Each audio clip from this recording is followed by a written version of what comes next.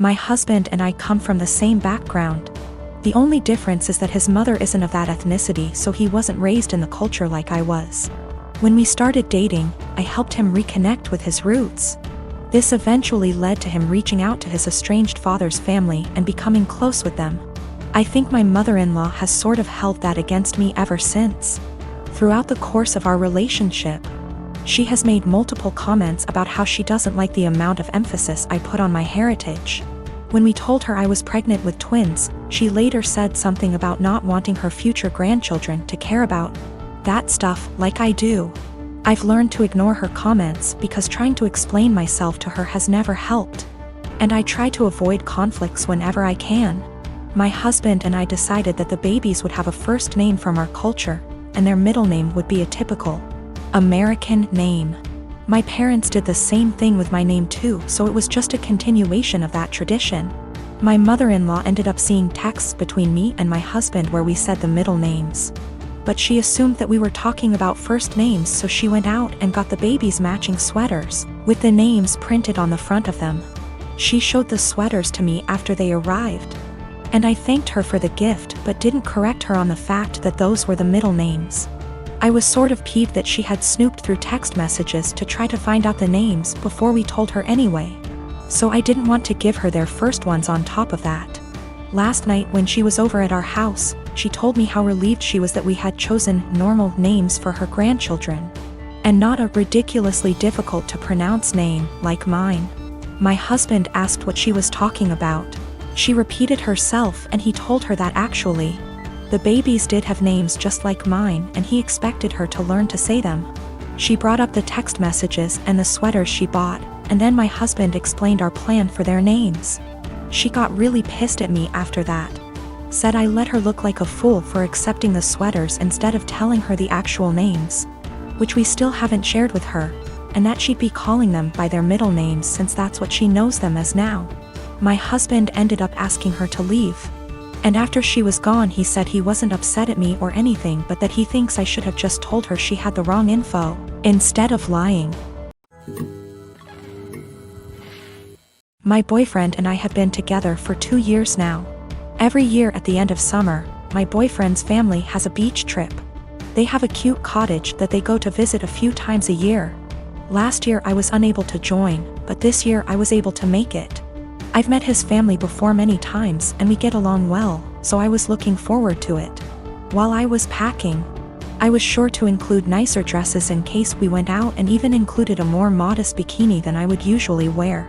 This one is still a bikini, but is full coverage unlike my others. I know his family can be a little more conservative, so I kept that in mind when packing. I even went over everything I packed with my boyfriend. On the trip was my BF and I, his younger brother, his older brother, his sister-in-law, and his parents. The first day went by really well. Our flight didn't have any issues, we unpacked, got settled, and all went out for dinner. The next day we had planned to go out on the boat. So I put on my bikini and had a cover up. No one said anything to me as we were leaving, or even when we were on the boat. I spent the whole day in my bikini without a single comment. It wasn't until that night I realized people had an issue with it. We were all drinking on the boat, with the exception of my BFS sister-in-law because she's pregnant. And we continued drinking when we got back. So after dinner, we were all pretty wasted.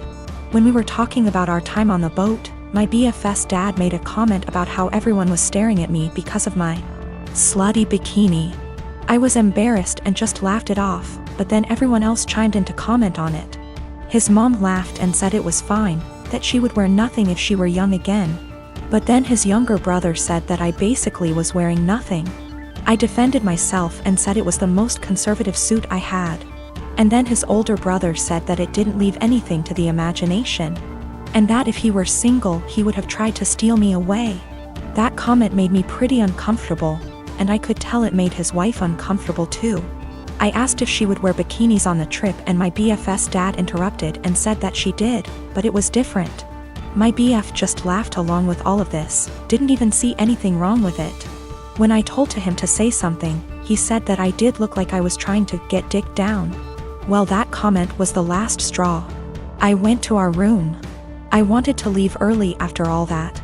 But we only had a few days, so I just pushed it in the back of my mind and kept to myself the rest of our trip. I know they were just joking, but what they said really bothered me and made me feel uncomfortable. I'm not sure why my BF doesn't get that. He just keeps saying that they were joking around.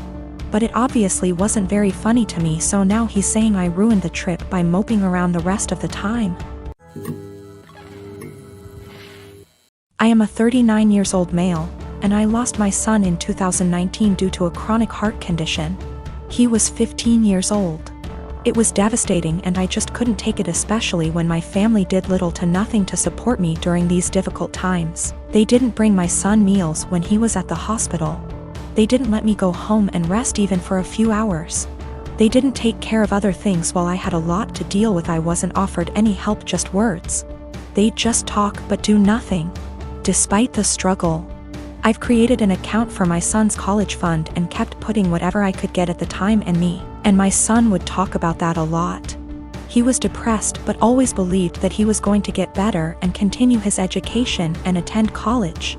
I started saving money to keep him motivated and to make him feel like he could be like any other kid with hopes for a good future. He had a very close friend that's about the same age as him. They were friends for 5 years, and I can't express how his presence in my son's life helped him through the worst days. Sometimes his friend would spend the night with us and try to get my son to do activities and lighten up his mood all the time. To be frank, his friend was closer to him than his own family. He never stopped visiting and asking how I'm doing after my son's death.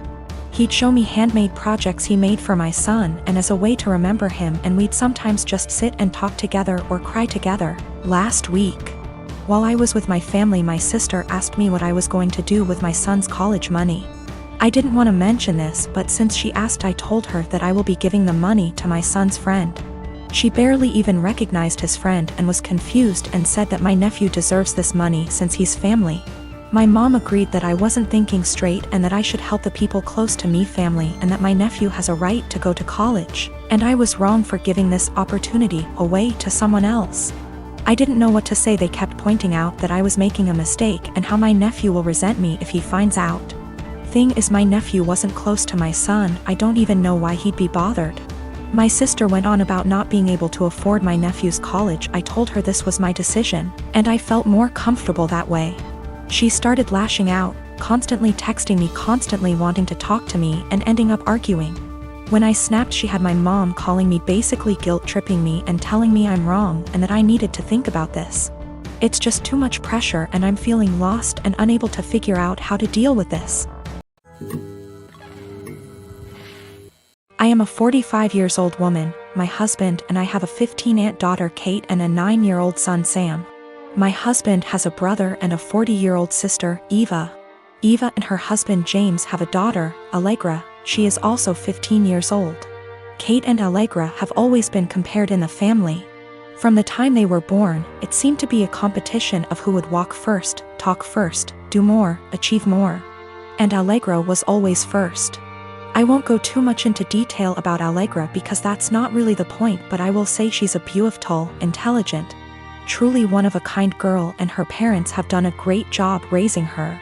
My in-laws fell in love with her and think she hung the moon. This bothered me and made me sad for Kate, but I let it go for the most part.